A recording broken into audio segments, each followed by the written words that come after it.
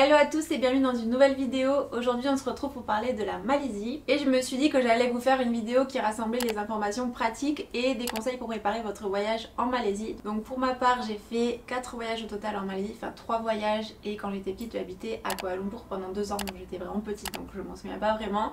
Mais par contre les derniers voyages je m'en souviens très bien et donc je vais vous partager quelques conseils. Alors on commence par le visa. Donc pour aller en Malaisie, si vous avez un passeport français, vous avez 90 jours offert sur le territoire malaisien, c'est-à-dire que vous n'avez pas besoin de visa. Donc tout simplement vous arrivez à l'aéroport, quand vous allez passer l'immigration, ils vont vous faire un tampon sur votre passeport et pareil à la sortie. Pensez bien, donc c'est 90 jours et pas 3 mois, parce qu'il y a des mois qui font 31 jours, ça fait un petit peu plus que 90 jours. Donc ça c'est pratique parce qu'il y a pas mal de pays qui n'offrent que 30 jours sur le territoire, là vous avez quand même 90 jours. Donc vous avez quand même de quoi faire pour visiter la Malaisie. Ensuite, deuxième info, comment se déplacer en Malaisie. On va d'abord se concentrer sur la ville de Kuala Lumpur. Donc à Kuala Lumpur il y a le métro qui relie super bien la ville. Il y a différentes lignes de métro, il y a même un train qui va jusqu'au Batu Cave. Ensuite il y a des bus qui sont en très bon état, climatisés, donc vraiment la ville est bien reliée. Si vous ne trouvez pas de métro, de bus ou que c'est un petit peu long pour y aller en transport en commun, vous pouvez prendre un Grab. Alors un Grab c'est l'équivalent d'un taxi mais ça passe par une application.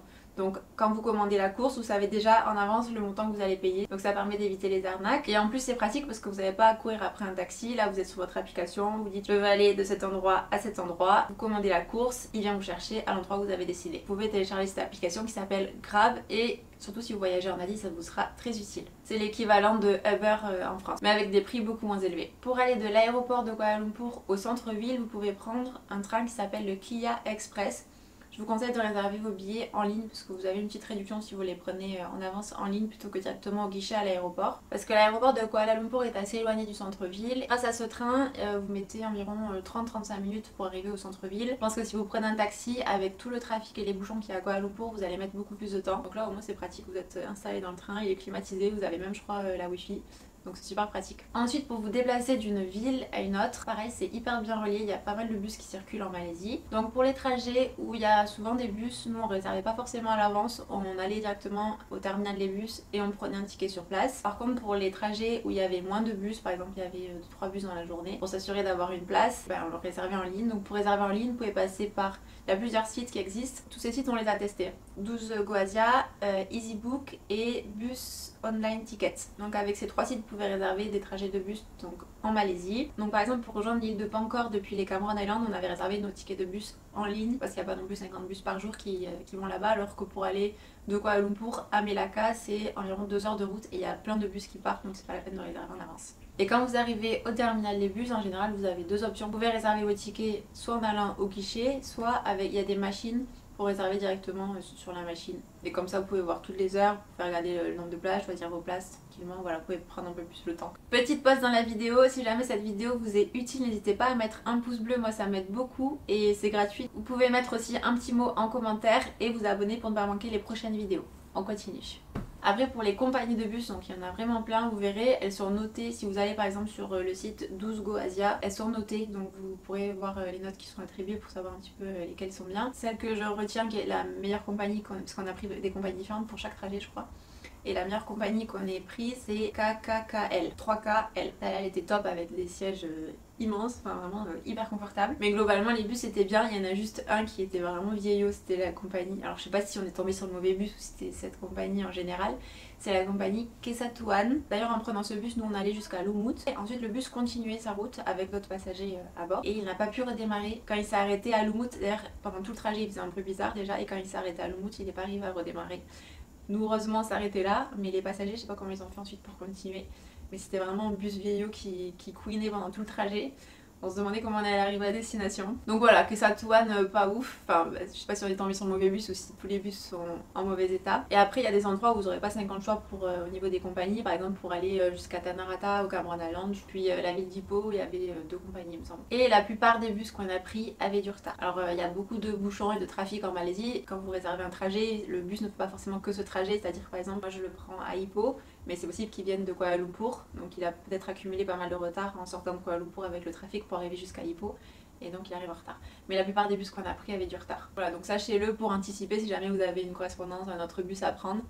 c'est fort probable qu'il y ait du retard. Alors, au niveau de la culture en Malaisie, donc la Malaisie c'est un mix de cultures. En Malaisie, il y a donc les Malaisiens, c'est la population, mais il y a différentes origines. Il y a des origines chinoises, des origines indiennes et origines malaises. Donc il y a les Malais, les Chinois et les Indiens. Et donc c'est pour ça que vous allez voir aussi différents quartiers avec le quartier chinois, le quartier indien. Vous allez voir aussi qu'il y a différentes religions donc, qui sont pratiquées. Vous pourrez voir des mosquées, vous pourrez voir des temples, vous pourrez voir des églises. Même au niveau des temples, vous verrez des temples taoïstes. Donc ça c'est ce qu'on appelle les temples chinois. Vous verrez des temples hindouistes, des temples sikhs, c'est une religion aussi qui est pratiquée en Inde, des temples bouddhistes. Donc ça c'est vraiment un mix de cultures et c'est ce qui fait la richesse de la culture de la Malaisie. Et donc quand vous visitez des villes en Malaisie, des villes par exemple comme Kuala Lumpur, vous pourrez trouver dans la même rue un temple, une église, une mosquée. Vous allez pouvoir aussi trouver des restaurants de toutes les origines. Quelque chose qui est pratique, c'est que l'anglais est très pratiqué en Malaisie. La plupart des Malaisiens parlent anglais. Et on voit la différence quand on voyage justement dans les pays aussi aux alentours, où il y a quelques personnes qui parlent anglais. Mais là, en Malaisie, vraiment quasiment tout le monde parle anglais. Et donc ça facilite la communication et la compréhension des deux. Autre information, si jamais vous avez besoin d'aide pour préparer votre voyage en Malaisie, je propose des services de travel planner, c'est-à-dire que je vous aide à organiser votre voyage, votre itinéraire. Je prends en compte donc vos besoins, votre budget, la période aussi à laquelle vous allez voyager. Pour vous créer un voyage sur mesure, alors je ne fais pas les réservations à votre place, mais par contre je vous envoie tous les liens, vous n'avez plus qu'à réserver. L'idée c'est que vous n'ayez pas toute la phase de recherche à faire par vous-même et que je le fasse pour vous, parce que pour moi c'est un vrai plaisir d'organiser des voyages. Donc si jamais ça vous intéresse, je vous mets l'article en description et n'hésitez pas à m'écrire un mail, je vous enverrai un petit questionnaire pour bien cerner vos envies de voyage, quel type d'activité vous souhaitez faire, quelle visite, quel endroit vous correspondrait le mieux. Et ensuite comme ça je peux vous produire un carnet de voyage numérique avec un programme détaillé et puis vous aurez plus qu'à réserver et profiter de votre voyage. Au niveau de la nourriture, alors on s'est régalé en Malaisie, vraiment. C'est très varié. Donc comme je vous disais, avec le mélange des cultures, vous allez pouvoir trouver de la nourriture indienne, de la nourriture chinoise, de la nourriture malaise, mais aussi d'autres cultures. On a mangé turc, on a mangé libanais, on a mangé japonais aussi. Enfin vraiment il y a un petit peu de tout en Malaisie et c'est un régal pour les papilles. Le seul truc c'est que c'est souvent très épicé, enfin en tout cas la nourriture chinoise, indienne et malaise. Et même si vous dites no spicy, ça sera quand même épicé. Vous dites oui no spicy, pas de souci. Et quand ils vous ramènent le plat, le nasi goreng ou le mi goreng, ça arrache, vraiment. Donc je vais vous dire quelques plats à goûter. Le plat typique c'est le nasi lemak. Attention, ça pique beaucoup. Si vous n'êtes pas habitué aux plats épicés, attention, ça pique beaucoup. La sauce rouge pique beaucoup. Ensuite il y a le nasi goreng, le mi goreng. Vous allez voir souvent dans les menus, on va retrouver des mots comme nasi. Nasi ça veut dire riz. Je sais pas si je le prononce bien, ça se dit nasi ou nasi. Ensuite il y a mi, M-E-E, ça veut dire nouilles. Et donc par exemple vous allez voir le menu, plein de plats à base de nouilles qui vont commencer par mi. Plein de plats à base de riz. Nasi ça c'est pas mal à savoir avant parce que quand vous regardez le menu, vous savez que ça c'est à base de riz, ça c'est à base de nouilles. Ayam c'est le poulet. Vous allez voir souvent les mêmes mots, vous allez les chercher une fois sur internet et après vous allez savoir. Ensuite il y a le roti canai, ça s'appelle aussi paratha, à goûter absolument en Malaisie. C'est une crêpe avec des sauces et ils prennent ça au petit déjeuner, c'est une crêpe salée hein. Donc il y a quelques restaurants qui le servent quand même toute la journée. En tout cas par les Malaisiens c'est surtout consommé au petit déjeuner. Moi j'avoue que le salé au petit déjeuner je suis pas très fan. Mais par contre on s'est régalé, on prenait ça avec d'autres plats et qu'on pouvait tremper donc dans la sauce. Et donc ça c'était super bon, roti canai à goûter absolument. Il y a plein de pains différents, enfin surtout dans les restaurants indiens vous allez trouver des chapatis, vous allez trouver des naans, les rotis. Et donc ils les agrémentent, il y a certains qui seront à base d'oignons, d'autres à base de fromage. Il y en a qui les font sucrés aussi, certains seront agrémentés de miel, de peanut butter. Enfin chaque restaurant l'adapte un petit peu comme il le souhaite. Ensuite il y a les dumplings et les dim sum que vous devez goûter si vous venez en Malaisie. Puis vous verrez les Malaisiens adorent la nourriture, vraiment ils adorent parler de nourriture. Et à chaque fois qu'on rencontrait des Malaisiens quand on parlait de nourriture, ils nous montraient de nouveaux plats, ils voulaient nous faire goûter de nouveaux plats, de nouvelles boissons qu'on connaissait pas. Et ils nous ont souvent expliqué que c'était quelque chose qui était important pour eux.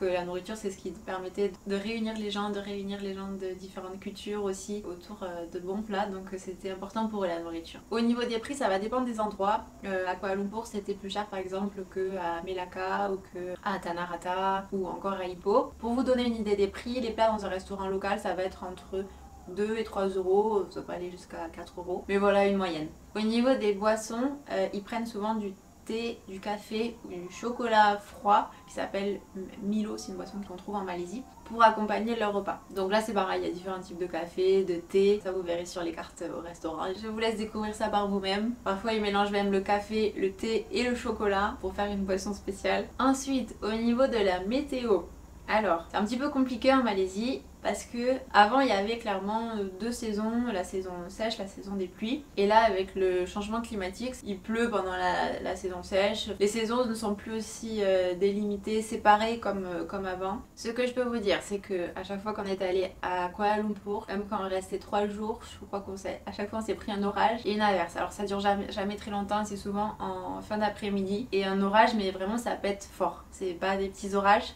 Moi en plus qui ai peur du tonnerre, et ben alors là, je peux vous dire que je cours à l'intérieur quand j'entends l'orage en Malaisie parce que vraiment c'est des bruits impressionnants. Après bon, la pluie c'est la mousson donc ça tombe fort aussi.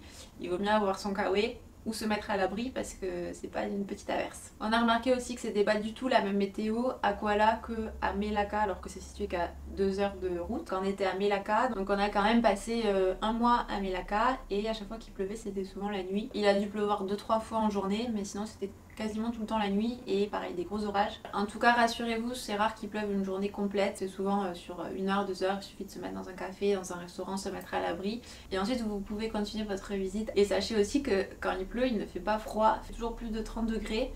Donc vous n'aurez pas froid, vous serez juste trempé, donc faites attention à votre matériel, etc. Mais vous n'aurez pas froid, vous pouvez vous balader sous la pluie, ça vous dérange pas. Par contre pour la météo, il faut se méfier si vous allez sur les îles, parce que pas la même saison des pluies si vous allez sur les îles de la côte ouest et les îles de la côte est. Pour la côte est, il me semble que c'est au printemps-été, la bonne saison pour aller sur les îles. Voilà, je vous laisse vérifier si jamais. Ensuite, petit point concernant les vêtements, les choses à ne pas oublier dans sa valise si vous venez en Malaisie. Déjà, un adaptateur, pensez à prendre un adaptateur si vous venez en Malaisie, ce n'est pas les mêmes prises. Et si vous n'en avez pas, vous pouvez en acheter sur place, je pense que dans les petites supérieures, vous pouvez en trouver. Et ce sera sûrement moins cher qu'en France. Pensez à prendre un anti-moustique, il y a beaucoup de végétation, même en ville. À Kuala Lumpur, vous allez voir, enfin moi j'ai été impressionnée par toute la végétation qu'il y a dans la ville de Kuala Lumpur. Donc pensez à prendre l'anti-moustique, même en ville c'est très utile, il y a beaucoup de moustiques. Un conseil aussi, pensez à prendre un petit pull, voire même un foulard pour les trajets en bus parce qu'ils mettent la clim à fond et vraiment ça caille. Que ce soit dans les bus, dans le métro, dans les centres commerciaux, vous allez voir quand vous passez de l'extérieur à l'intérieur, vraiment ils adorent mettre la clim à fond. Et si vous voulez pas attraper mal, je vous conseille de prendre un petit pull, surtout pour les longs trajets en bus. Donc vous en aurez pas forcément besoin à l'extérieur, à moins que vous allez peut-être dans les Cameron Island où il fait plus frais. Mais par contre pour l'intérieur, je vous conseille de prendre un petit pull. Prenez des vêtements aussi pour vous couvrir si vous souhaitez visiter des mosquées. Pour les 3 mosquées que j'ai visitées, j'en ai visité 2 à Kuala Lumpur et une à Melaka. Il fallait se couvrir la tête avec un foulard. Donc moi j'ai utilisé mon sarong que je me suis mis sur la tête. Et ensuite il faut évidemment donc les bras couverts et les jambes couvertes. Au niveau des tenues, je vous conseille de prendre des vêtements légers parce qu'il fait chaud et très humide en Malaisie. Alors ça c'est vraiment mon expérience, mais moi je me sentais plus à l'aise en tant que femme avec des vêtements longs. C'est vrai qu'en Malaisie, j'ai trouvé que le regard des hommes était très insistant. Je me sentais pas forcément à l'aise de me balader en petite robe. Déjà qu'avec un pantalon long et les épaules couvertes, je me faisais déjà dévisager, scruter, c'était un petit peu gênant. Donc je me voyais pas me balader en petite robe. Donc ça je parle vraiment de mon expérience. Je me sentais plus à l'aise donc avec des vêtements longs qui couvraient mes jambes ou au moins mes genoux. Après ça c'est l'expérience de chacun, il n'y a pas d'obligation si vous souhaitez mettre des petites robes et que vous êtes à l'aise avec ça, pas de souci. Les seuls lieux où on vous demandera de vous couvrir, donc c'est dans les temples et les mosquées. Les temples il faut les épaules et les genoux couverts. Et si vous oubliez quelque chose dans votre valise, pas d'inquiétude, il y a plein de centres commerciaux en Malaisie, il y en a vraiment partout. Et aussi des boutiques qui s'appellent Watson. Si vous êtes allé en Angleterre, vous avez sûrement déjà entendu parler de Watson.